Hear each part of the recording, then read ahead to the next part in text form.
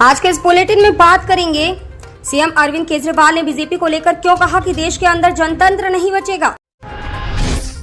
हम बात करेंगे बूथ में मुंह ढककर आने वाली महिलाओं को लेकर बीजेपी और कांग्रेस में क्या बयानबाजी हुई। साथ ही बात करेंगे ओबीसी प्रमाण पत्र को लेकर पीएम ने क्यों कहा कि कोर्ट का फैसला इंडी गठबंधन पर बड़ा तमाचा है। बुलेटिन के आखिरी में बात करेंगे दिल्ली में अब पानी पर हुई सियासत तेज, किन दो पक्षों के बीच हुई तू मैं। लेकिन उन सबसे पहले तमाम खबरों को जानने के लिए हमारे चैनल को लाइक और सब्सक्राइब जरूर कर लें। तो चलिए एक नजर डालते हैं सुर्खियों पर। जौनपुर में बीजेपी प्रत्याशी कृपा शंकर ने की श्रीकला से मुलाकात, दोनों खिलाफ लड़ रहे थे चुनाव, अब आए साथ। वोट न देने को लेकर बीजेपी ने नोटिस जारी कर मांगा जवाब। इस पर जयंत सिन्हा बोले, जरूरी काम से विदेश में हूं, पोस्टल बैलेट से किया था मतदान। भाजपा बाबूलाल मरांडी ने भ्रष्टाचार मामले में सीएम चंपाई सोरेन पर लगाया आरोप, बोले इस उम्र में इनको भी जेल जाना है शायद। बिहार में 200 चुनावी सभाएं पूरी होने पर तेजस्वी और मुकेश सहनी ने काटा केक, मुकेश बोले कुछ नया हो ताकि लोगों को मिर्ची लगे।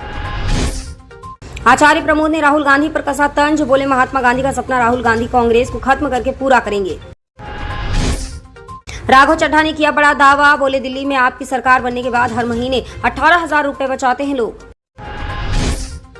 उल्टा पड़ा योगी का बुलडोजर मॉडल, असम सरकार हिमंत बिस्वा शर्मा को लौटाने पर लाखों रुपए 5 परिवारों पर चलवाए थे बुलडोजर।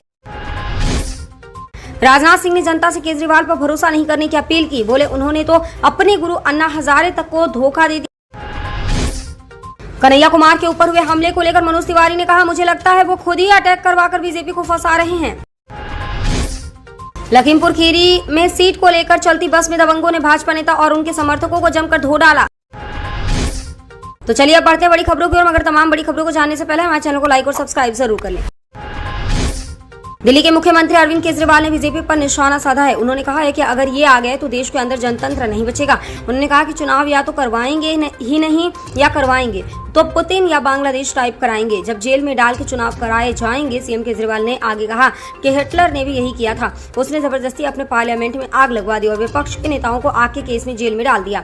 इसके बाद चुनाव कराया तो 90% से ज्यादा वोट हिटलर को मिल गए। यही काम ये करने वाले हैं। आजादी का आंदोलन में वकीलों ने सबसे ज्यादा हिस्सा लिया था। महात्मा गांधी भी वकील ही थे, जवाहरलाल नेहरू भी वकील ही थे, मोतीलाल नेहरू भी वकील ही थे, बाबा साहब अम्बेडकर भी वकील ही थे। वकीलों ने ही पूरा मोर्चा संभाला था। केजरीवाल को सत्ता वाले भी वकील ही थे। वकीलों को संबोधित करते हुए केजरीवाल ने कहा कि देश को बचाने का बीड़ा भी आप ही लोगों को उठाना पड़ेगा। मैं आपसे देश को बचाने की अपील करने के लिए आया हूं। किसी भी हालत में नरेंद्र मोदी को दोबारा सरकार नहीं बनाने देनी है। बता दें कि मुख्यमंत्री अरविंद केजरीवाल वकीलों के सम्मेलन में पहुंचे थे। इस दौरान उन्होंने पीएम मोदी और बीजेपी पर हमला बोला। दरअसल दिल्ली भाजपा के एक प्रतिनिधिमंडल ने आज दिल्ली के चुनाव अधिकारी से मुलाकात कर यह मांग की है कि दिल्ली के हर मतदान बूथ पर विशेष महिला अधिकारियों की नियुक्ति की जाए, जो अपना मुंह ढककर आने वाली महिलाओं की पहचान सुनिश्चित करें। भाजपा विधायक अजय महावर और मोहन सिंह बिष्ट की अगुवाई वाले प्रतिनिधिमंडल ने बुधवार को दिल्ली के मुख्य चुनाव अधिकारी से मिलकर एक ज्ञापन सौंपकर यह मांग की। भाजपा की इस मांग पर बवाल खड़ा हो गया। कांग्रेस ने इसे अल्पसंख्यक महिलाओं की कपड़े पहनने की आजादी से मजाक बताया है। पार्टी ने कहा है कि इस तरह के विवाद खड़ा कर भाजपा चुनाव जीतना चाहती है, लेकिन यह सामाजिक सौहार्द बनाए रखने की दृष्टि से बेहद गलत है। भाजपा नेताओं ने आगे कहा है कि यह केवल बुर्के वाली महिलाओं का मामला नहीं है। गर्मी के कारण भी अनेक लोग अपना मुंह ढककर मतदान करने के लिए पहुंच सकते हैं, लेकिन इससे फर्जी मतदान करने की संभावना बढ़ गई है। कई लोग इसका गलत लाभ उठाकर चुनाव को प्रभावित करने की कोशिश कर सकते हैं। रागिनी नायक ने कहा कि भाजपा चुनाव हार रही है, इसलिए हिंदू मुस्लिम पर विवाद खड़ा कर वह चुनाव में वापसी करना चाहती है। किसी व्यक्ति की पहचान करने के लिए मतदान कार्ड, आधार कार्ड और पैन कार्ड ही पर्याप्त होना चाहिए।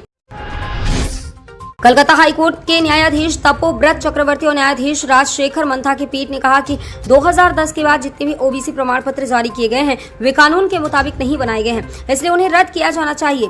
लेकिन साथ ही हाईकोर्ट ने कहा है कि इस निर्देश का उन लोगों पर कोई असर नहीं होगा जो पहले ही इस प्रमाण पत्र के जरिए नौकरी पा चुके हैं या नौकरी पाने की प्रक्रिया में हैं। अन्य लोग अब इस प्रमाण पत्र का उपयोग रोजगार प्रक्रिया में नहीं कर सकेंगे। पीठ ने कहा कि इसके बाद राज्य विधानसभा को यह तय करना है कि ओबीसी कौन होगा। पश्चिम बंगाल पिछड़ा वर्ग कल्याण आयोग ओबीसी की सूची निर्धारित करेगा। इस सूची को राज्य विधानसभा को भेजना होगा। जिनके नाम विधानसभा द्वारा अनुमोदित किए जाएंगे उन्हें भविष्य में ओबीसी माना जाएगा। प्रधानमंत्री नरेंद्र मोदी ने कहा है कि हाईकोर्ट का फैसला इंडी गठबंधन पर बड़ा तमाचा है। बंगाल सरकार ने वोट बैंक के लिए मुसलमानों को ओबीसी प्रमाण पत्र दे दिए।